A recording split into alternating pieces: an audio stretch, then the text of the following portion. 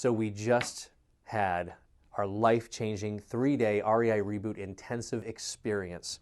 And I got to tell you, the participants, the energy in the room was exactly what it needed to be for us to bring people in to a real estate event, but then have them understand that in order to succeed in financial freedom and financial independence, you have to do an awful lot of self-work to do things that you're not comfortable doing. One of the biggest themes of the weekend was learning how to work with our mind. So in this mind, we've been picking this up since childhood. How do we keep ourselves safe, and how do we operate, right, with our parents, with our friends, with our church leaders, with our teachers, with other people, with our work and coworkers as we continue to grow older?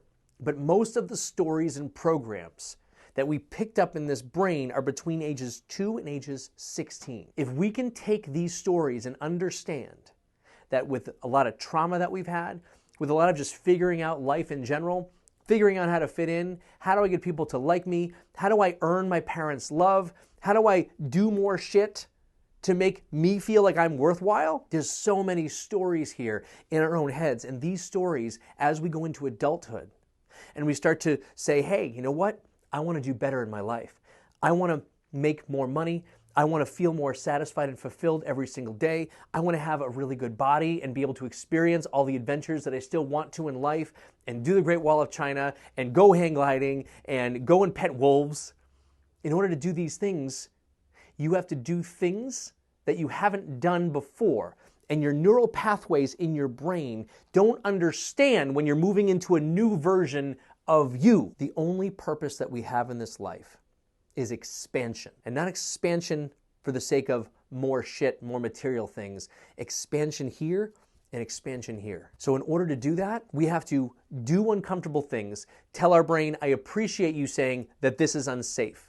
I appreciate you saying that we're scared and we shouldn't do that. I appreciate you saying that this is hard and we want to just spend tonight watching Netflix and eating ice cream on the couch. But I'm going to show you, brain, that by doing hard stuff, it doesn't mean that we die. It doesn't mean that we get hurt. It doesn't mean anything. In fact, it's going to push us to the next version of who we can become. This was, I think, the overarching theme of the weekend. What can we do that's hard? What can we do that our brain tells us not to do?